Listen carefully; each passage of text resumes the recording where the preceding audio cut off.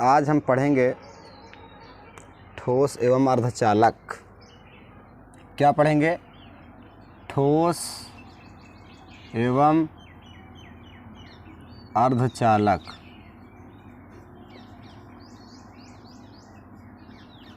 है ना? तो पदार्थ की जो अवस्थाएं होती हैं वो 5 होती हैं। पदार्थ की कितनी अवस्थाएं होती हैं? 5।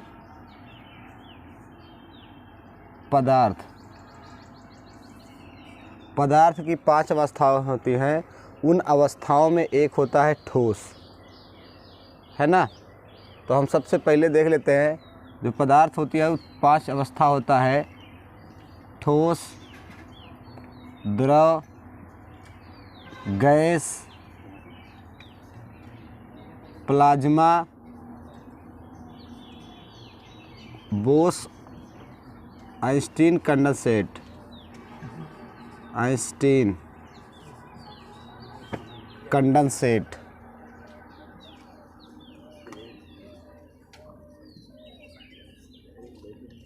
बोस-आइंस्टीन कंडेंसेट अर्थात यहाँ जो बोस हैं वो सत्येंद्र नाथ बोस हैं। कौन है? सत्येंद्र नाथ बोस। सत्येंद्र नाथ बोस और आइंस्टीन ने मिलकर एक कंडेंसेट नामक पदार्थ बनाया। है ना? एक अवस्था ये बनाई पदार्थ की। तो ये सत्येंद्र नाथ बोस जो थे वो भारत के थे। अमेरिका में सबसे ज़्यादा आइंस्टीन के साथ कोई इंडियन अगर टाइम स्पेंड किया है तो वो सत्येंद्र नाथ बोस हैं आइंस्टीन के साथ। है ना? तो हमारे देश के गर्व की बात है कि कोई आइंस्टीन के साथ जो है कोई भी भारत का जो भी है वो क्या है, कौन है? सत्येंद्र नाथ बोस है। काफ़ी लंबे समय तक इनके साथ रहकर क्या किए हैं? रिसर्च किए हैं। तो पदार्थ की कितनी अवस्था होती हैं? 5 अवस्थाएं होती हैं। प्लाज्मा जानते हो, रुधिर। है ना? लिक्विड होता है। गैस जानती हो, द्रव, ठोस। ठोस जो होता है मुख्य रूप से 2 प्रकार का होता है। कितने प्रकार का होता है? 2। एक होता है क्रिस्टलीय ठोस और एक होता है अक्रिस्टलीय ठोस।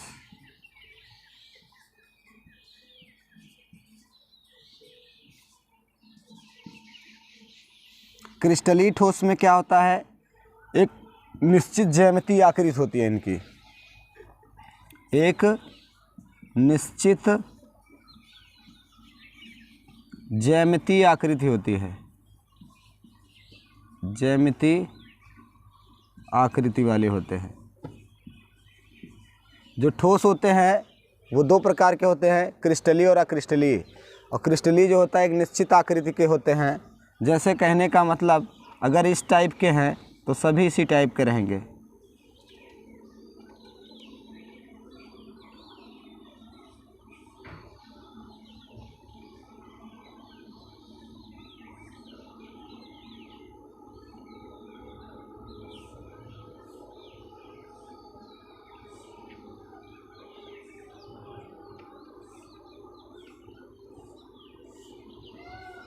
ये और अक्रिस्टलीय ठोस जो होते हैं अनिश्चित, इनकी जो आकृति ज्यामितीय आकृति होती है निश्चित नहीं होती।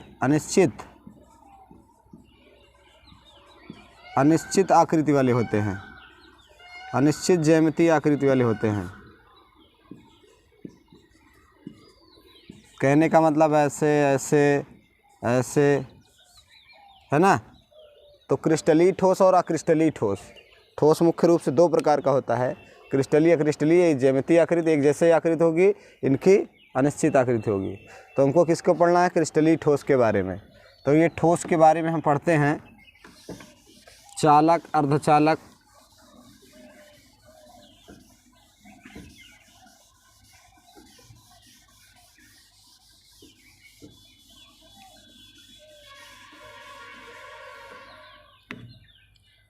सबसे पहले इसमें देख लेते हैं हम ऊर्जा बैंड।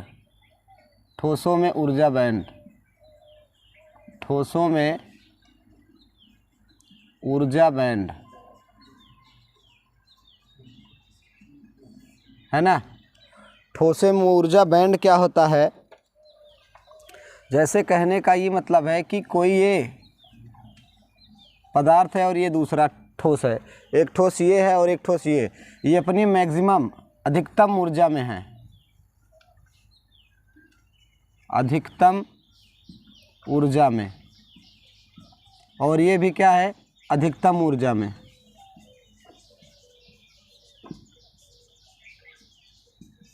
ये भी अधिकतम ऊर्जा में है और ये भी अधिकतम ऊर्जा में है। ये दोनों किस अवस्था में है, अधिकतम ऊर्जा में। तो कोई भी पदार्थ हो, कोई भी प्राणी हो, वो सब क्या चाहते हैं, स्टेबिलिटी, अस्थायित्व को प्राप्त करना चाहते हैं। जैसे कोई गाड़ी वाला गाड़ी चला रहा है तो वो सोचता है कितना जल्दी से मैं पहुंच जाऊं, है ना घर। कोई पढ़ रहा है, जैसे हम लोग पढ़ रहे हैं, तो वो क्या कर रहा है, वो सोच रहा है कि एक जॉब मिल जाए, थोड़ा सा स्टेबिलिटी आ जाए, है ना। तो सभी इस ब्रह्मांड में जितने भी कण हैं, जितने भी पदार्थ हैं, सब क्या चाहते हैं, अस्थायित्व को प्राप्त करना चाहते हैं। तो ये क्या करेगा, ये भी अधिकतम ऊर्जा में है, तो ये इधर से चलेगा और ये इधर, और ये दोनों जब आपस में मिलेंगे तो इनकी एकदम न्यूनतम ऊर्जा में आ जाएंगे। किसमें, न्यूनतम ऊर्जा स्तर में आ जाएंगे। जब न्यूनतम ऊर्जा स्तर में आ जाएंगे तो ये क्या कहलाएगा, ठोसों का ऊर्जा बैंड कहलाता है। अर्थात कोई भी पदार्थ जब अपने न्यूनतम ऊर्जा स्तर में होता है तो वो क्या कहलाता है, ऊर्जा स्तर, ठोसों का ऊर्जा स्तर बैंड कहलाता है। अर्थात जब पदार्थ, जब ठोस अपने न्यूनतम ऊर्जा स्तर में होता है, न्यूनतम ऊर्जा स्तर में होता है, न्यूनतम ऊर्जा स्तर में होता है, तो ठोसों का ऊर्जा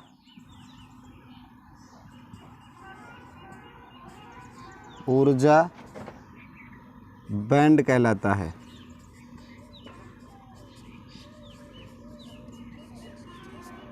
है ना। अपने एकदम न्यूनतम ऊर्जा स्तर में हो तो वो क्या कहलाएगा, ऊर्जा बैंड, कि अपने एकदम ऊर्जा स्तर में है। जैसे कहने का ये मतलब है, सपोज दैट ये सिलिकॉन, और सिलिकॉन का जो परमाणु क्रमांक होता है वो 14 होता है ना। तो सिलिकॉन का अगर हम इलेक्ट्रॉनिक विन्यास यदि करें तो ये होता है 1s2, 2s2, 2p6, 3s2, 3p2, 1s2, 2s2, 2p6, 3s2, 3p2। जबकि p में कितने इलेक्ट्रॉन होने चाहिए, 6, तब ये जाके अपने अस्थायित्व को प्राप्त कर पाएगा। और p में है कितने, 2, मतलब ये अपने स्टेबिलिटी अवस्था में नहीं है। तो ये क्या करेगा, ये देखो, एक इलेक्ट्रॉन ये, एक इलेक्ट्रॉन ये, 2 भर दिए, तो हम इसको क्या, 4 इलेक्ट्रॉनों का इसको रिक्वायरमेंट है।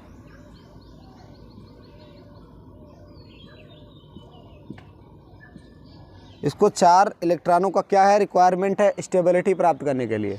तो इसको क्या कहेंगे, संयोजी इलेक्ट्रॉन, है ना। क्या करेगा, इसको 4 इलेक्ट्रॉन चाहिए स्टेबिलिटी को प्राप्त करने के लिए।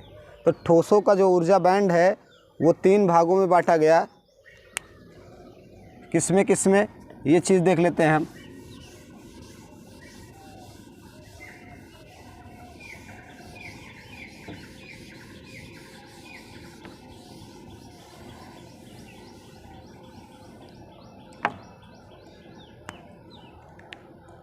ठोसों का जो ऊर्जा बैंड है वो 3 भागों में बांटा गया।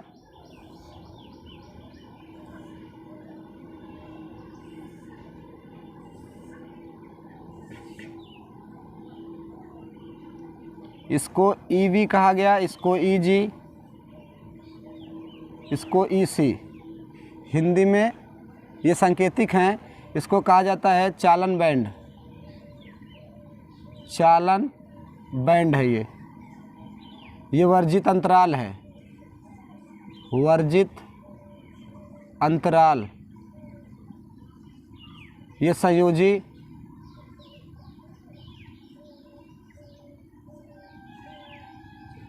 ये संयोजी बैंड है।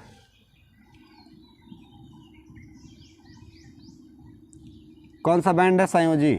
तो संयोजी बैंड का मतलब क्या है, इसके 4 जो इलेक्ट्रॉन हैं वो क्या करेंगे, संयोग करेंगे। तो यहाँ पे क्या होगा, इसको 4 जो है 4 इलेक्ट्रॉन को संयोजी बैंड के रूप में दिखाया जाता है। और ये है चालन बैंड। तो चालन बैंड में कितना 2 इलेक्ट्रॉन है और 4 टू क्या हैं, 4 क्या हैं, 4 को उसको स्थायित्व की प्राप्त करने के लिए क्या है, उसको 4 इलेक्ट्रॉनों की आवश्यकता होगी। जब तक चालन बैंड से इलेक्ट्रॉन चलकर इस वाले संयोजी बैंड में नहीं आएंगे तब तक क्या होगी, इसमें विद्युत धारा प्रवाहित नहीं होगी, है ना। जब तक चालन बैंड से वर्जित अंतराल को पार करके संयोजी बैंड में इलेक्ट्रॉन नहीं आएंगे तब तक विद्युत धारा प्रवाहित नहीं होती। देखो अब हम जो पढ़ रहे हैं वो क्या पढ़ रहे हैं, इलेक्ट्रॉनिक्स, है ना। कहने का मतलब अभी तक हम लोगों ने इलेक्ट्रिकल के बारे में पढ़ा है। इलेक्ट्रिकल का क्या मतलब है, इलेक्ट्रिकल डिवाइस के रूप को पढ़ा हमने। इलेक्ट्रिकल्स यंत्र या इलेक्ट्रिकल डिवाइस क्या होते हैं जिसमें हम CR LCR का अध्ययन करते हैं, वो क्या कहलाएगा, इलेक्ट्रिकल यंत्र या इलेक्ट्रिकल डिवाइस। LCR का मतलब क्या है, जिसमें हम कुंडली या संधारित्र या प्रतिरोधों का अध्ययन करते हैं, वो क्या कहलाएगा, इलेक्ट्रिकल डिवाइस, इलेक्ट्रिकल यंत्र। तो इसको सूक्ष्म विवेचना किया गया। जब और सूक्ष्म विवेचना किया गया तो इसको अब किसके फॉर्म में पढ़ा जाता है, इलेक्ट्रॉनिक्स के फॉर्म में। मतलब ये सूक्ष्म विवेचना है, इलेक्ट्रॉनिक्स यंत्र। इसमें क्या होता है, डायोड, अर्धचालक, तो मतलब जिन यंत्रों में डायोड, अर्धचालक आदि का इस्तेमाल होता है क्या कहलाएंगे, इलेक्ट्रॉनिक्स डिवाइस। और जिन यंत्रों में कुंडली संधारित्र प्रतिरोधों का प्रयोग होता है वो क्या कहलाता है, इलेक्ट्रिकल डिवाइस, इलेक्ट्रिकल यंत्र। तो देखो इलेक्ट्रिकल डिवाइस और इलेक्ट्रॉनिक्स डिवाइस में ये अंतर होता है। जैसे हम लोगों ने ठोस के बारे में पहले पढ़ा था छोटे क्लासों में कि ठोस का जो होता है आकृति निश्चित होती है, आयतन निश्चित होता है ना। और क्या द्रव के बारे में क्या पढ़ा था कि इसको जिस बर्तन में रख देते हैं उसी का आकार ग्रहण कर लेता है, आयतन निश्चित होता है परंतु आकृति निश्चित नहीं होती। तो ठोसों के बारे में हमने उन क्लासों में वैसे पढ़ा था, लेकिन अब ठोसों के बारे में हम सूक्ष्म विवेचना पढ़ रहे हैं, है ना, कि चालन बैंड क्या होता है, जिसमें क्या होता है भैया, चालन बैंड किसे कहेंगे, चालन बैंड जहाँ से इलेक्ट्रॉन चल के क्या वर्जित अंतराल को पार करके संयोजी बैंड में जाते हैं, क्या कहलाएगा, चालन बैंड। जहाँ से इलेक्ट्रॉन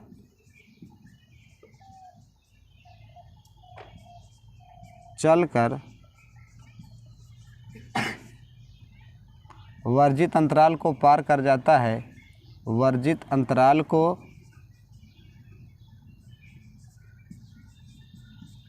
पार करके संयोजी इलेक्ट्रॉन में जाता है, संयोजी बैंड में, संयोजी बैंड में जाता है, चालन बैंड कहलाता है, चालन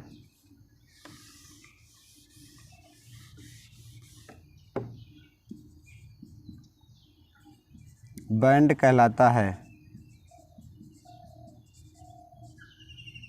इसी से व्यक्त करते हैं, है ना। वर्जित अंतराल,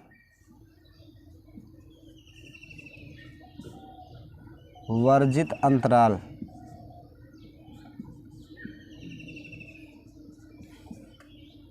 जी एनर्जी गैप। चालन बैंड और संयोजी बैंड के बीच जो गैप होता है उसको क्या कहते हैं, वर्जित अंतराल, है ना, जहाँ पे इलेक्ट्रॉन नहीं होते। चालन बैंड और संयोजी बैंड के बीच जहाँ इलेक्ट्रॉन नहीं होता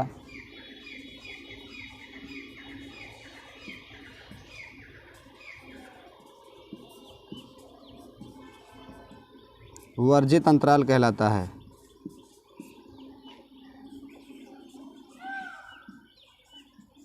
वर्जित अंतराल कहलाता है,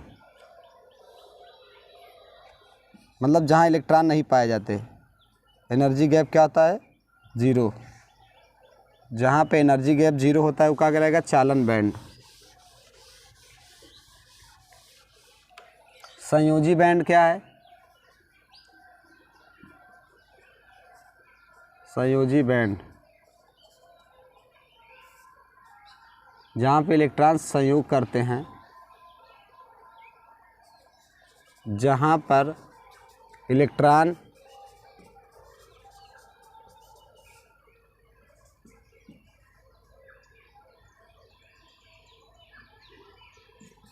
संयोग करते हैं।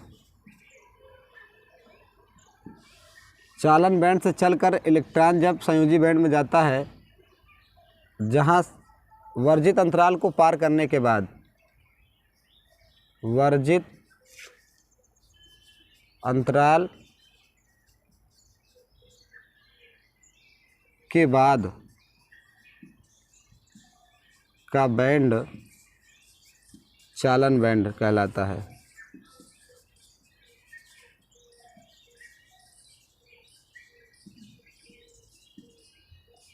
ये भी है ना, मतलब संयोजी बैंड है, यहाँ पे इलेक्ट्रॉनों का क्या होता है? संयोजन होता है। तो इसके आधार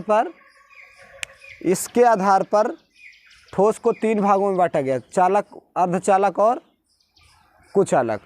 कहने का मतलब चालक, अचालक और अर्धचालक के फॉर्म में इसको बांटा गया, तीनों को इसके आधार पर। तो देख लेते हैं हम इसको।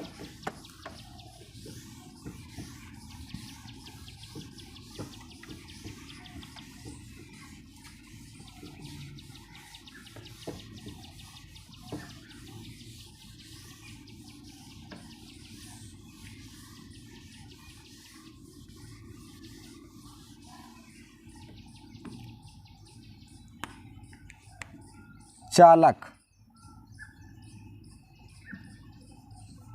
कंडक्टर, है ना। सबसे पहले चालक के बारे में हम देख लेते हैं। तो चालक का जो संयोजी बैंड होता है,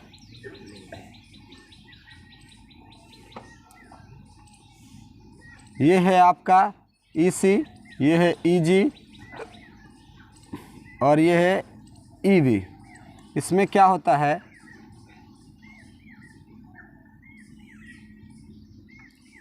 ये EG को, कहने का मतलब जो चालन बैंड है,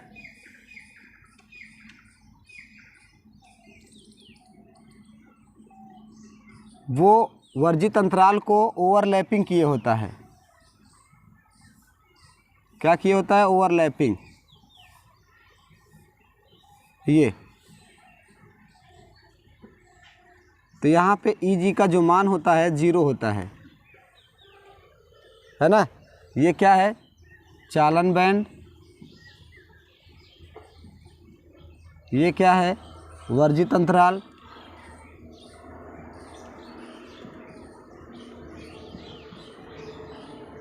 ये क्या है? संयोजी बैंड।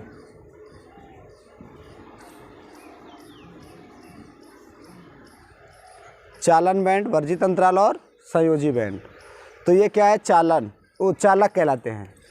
कहने का क्या मतलब है? जब चालन बैंड क्या होता है? वर्जित अंतराल को ओवरलैपिंग किया होता है, अर्थात कहने का मतलब जब वर्जित अंतराल 0 के बराबर होता है, मतलब वर्जित अंतराल में कोई गैप नहीं होता है, तब ऐसे पदार्थ क्या कहलाएंगे? चालक पदार्थ। कहने का मतलब उनमें क्या होती है? विद्युत धारा प्रवाहित होती है, जिनमें क्या? वर्जित अंतराल नहीं पाए जाते। अर्थात कहने का चालक का क्या परिभाषा हो जाएगी? जिन पदार्थों में, जिन ठोसों में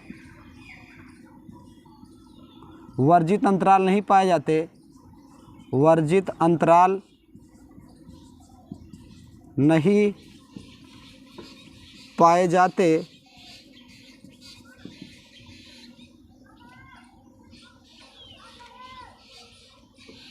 चालक कहलाते हैं, चालक कहलाते हैं। एज फॉर एग्ज़ाम्पल, जैसे चांदी, एल्युमिनियम, है ना। तो ये क्या है, कॉपर। तो ये सब क्या है भैया, उदाहरण हैं। और सर्वाधिक जो विद्युत का सुचालक होता है वो होता है चांदी। क्या होता है, सर्वाधिक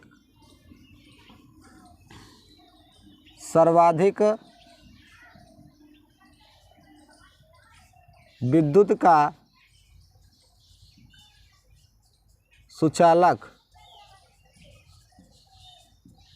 चांदी होता है। चांदी के बाद तांबा आता है, तांबा के बाद सोना। 1 ग्राम सोने से 2 किलोमीटर तार खींचा जा सकता है। 2 किलोमीटर तार खींचा जा सकता है। अर्थात 1 ग्राम सोने को इतना तन्य किया जा सकता है कि उससे 2 किलोमीटर तार बनाया जा सकता है। 1 ग्राम सोना अगर आपके पास है तो आप उससे 2 किलोमीटर का तार जो है बना सकते हो, इतना सोना तन्य होता है।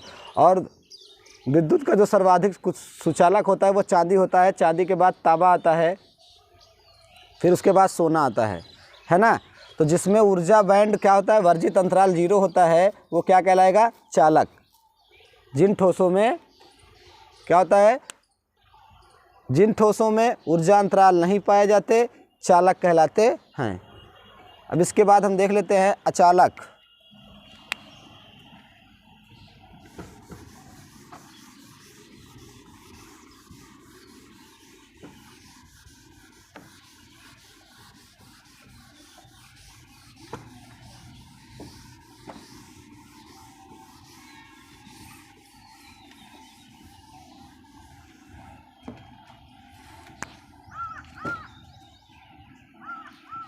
अचालक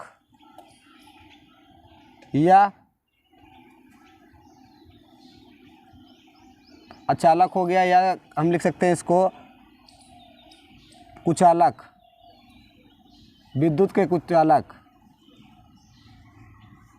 है ना। तो इसमें क्या होता है,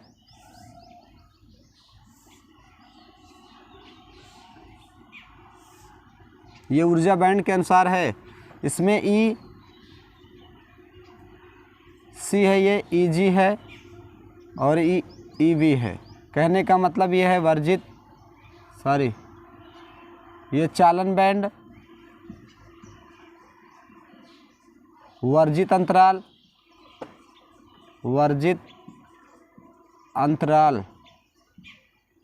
और ये संयोजी बैंड, संयोजी बैंड है। जिन पदार्थों में वर्जित अंतराल बहुत अधिक होता है वो क्या कहलाएगा, संयोजी बैंड, है ना। वर्जित अंतराल है वो सब बहुत अधिक होता है, वो क्या कहलाएगा, अचालक या कुचालक कहलाता है।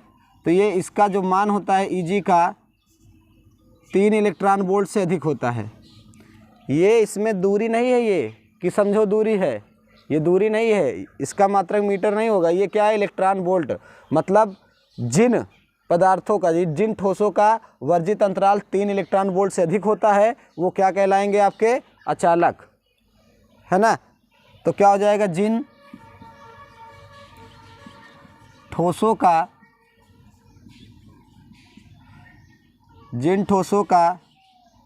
वर्जित अंतराल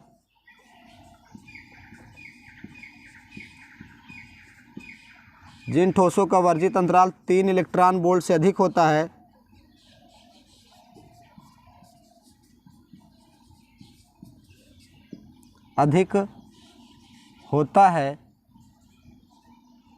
अचालक कहलाते हैं। अचालक कहलाते हैं। जैसे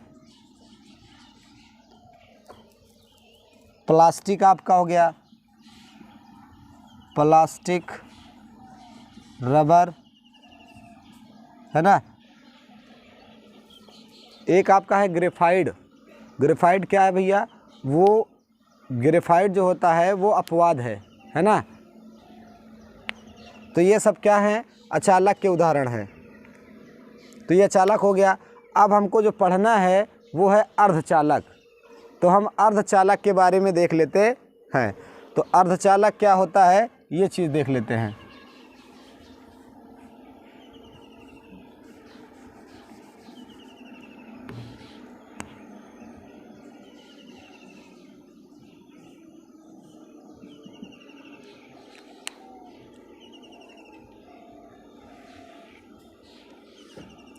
और इनकी जो है, अगर इनका ताप बढ़ाओगे, ताप किसका, चालक का ताप बढ़ाओगे, ताप बढ़ाने पर प्रतिरोध बढ़ता है।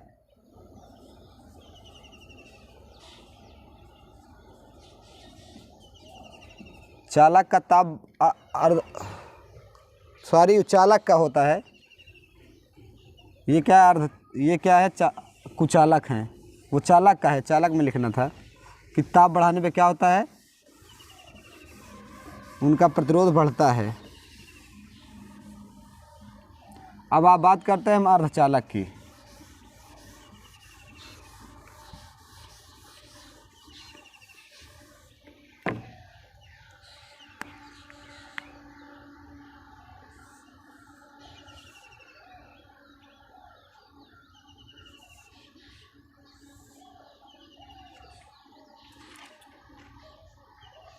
अर्धचालक की तो ये है EC, EG, EV। चालन बैंड,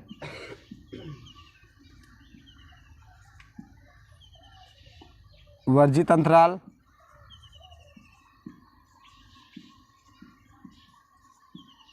संयोजी बैंड।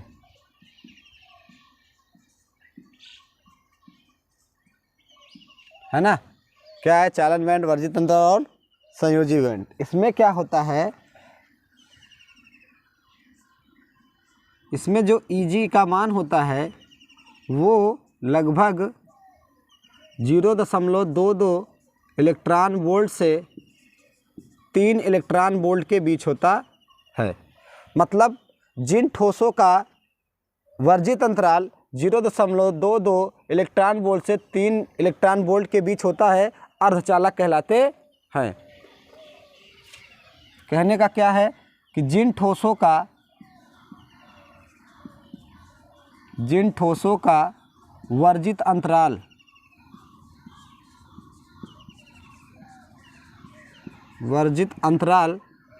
0.22 इलेक्ट्रॉन वोल्ट से 3 इलेक्ट्रॉन वोल्ट के बीच होता है,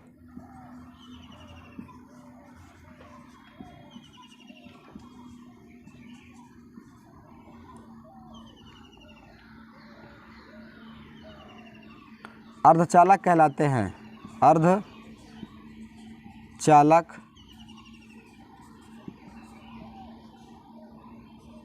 कहलाते हैं। जैसे जर्मेनियम, सिलिकॉन, और कुल मिला के 9 अर्धचालक हैं। कितने, कुल आवर्त सारणी में 9 अर्धचालक हैं। 9 अर्धचालक है। अर्धचालक में क्या होता है, अर्धचालक का अगर ताप बढ़ाते हैं तो इसका क्या होता है, अर्धचालकों का ताप बढ़ाने पर अर्धचालकों का ताप बढ़ाने पर प्रतिरोध घटता है। प्रतिरोध घटता है ना। अर्धचालकों का अगर ताप बढ़ाओगे आप तो प्रतिरोध इनका क्या होगा, घटेगा। और ये जर्मेनियम और सिलिकॉन, जो जर्मेनियम का जो है एनर्जी गैप होता है, वर्जित अंतराल होता है 0.7 इलेक्ट्रॉन वोल्ट, जो कि बहुत सबसे कम है, और जो सिलिकॉन का होता है वो होता है 1.1 इलेक्ट्रॉन वोल्ट होता है। तो ये है अर्धचालक, है ना। तो इसमें क्या होता है, कभी कभी इतना निम्न ऊर्जा, जब इसमें से बाहर से ऊर्जा दी जाती है, बाहर से क्या किया जाता है, ऊर्जा दिया जाता है, तो क्या होता है कि ये चालक की भांति व्यवहार करने लगता है। बाहर से जब क्या होता है, ऊर्जा दिया जाता है, बाहर से न्यूनतम ऊर्जा दिया जाता है, बाहर से ऊर्जा देने पर या अधिक ऊर्जा देने पर, बाहर से ऊर्जा देने पर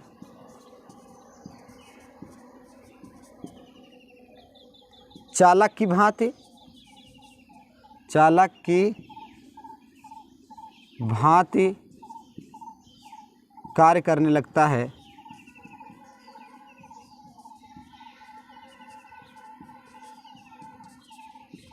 कार्य करने लगता है। और इसमें अगर हम क्या करें, इतनी कम ऊर्जा दें, इतनी कम ऊर्जा दें कि क्या करें कि वर्जित अंतराल, चालन बैंड से जो है वर्जित अंतराल को इलेक्ट्रॉन पार ही न कर पाएँ और संयोजी बैंड में आ ही ना पाएँ, तो क्या होगा, ये कुचालक की भांति, किसकी भांति, कुचालक मतलब अचालक की भांति व्यवहार करेगा, है ना। किसकी भांति व्यवहार करेगा, अचालक की, मतलब इतनी एनर्जी दें कि इसमें से जो इलेक्ट्रॉन इसमें चल के आ रहा है संयोजी बैंड में, वो आ ही ना पाए, तो क्या हो जाएगा, ये कुचालक की भांति व्यवहार करने लगता है। और इतनी ऊर्जा दे दें कि हम क्या, जो चालन बैंड से इलेक्ट्रॉन है वो संयोजी बैंड में जाने लगे, मतलब वर्जित अंतराल को पार कर जाएंगे, तो ये किसकी भांति व्यवहार करने लगता है, चालक की भांति। इसीलिए क्या है, ये चालक और मतलब इसीलिए अर्धचालक है। कहने का मतलब ये चालक और अचालक दोनों का गुण रखता है। तो आज के लिए इतना ही, पढ़िए और रिवीजन कीजिए।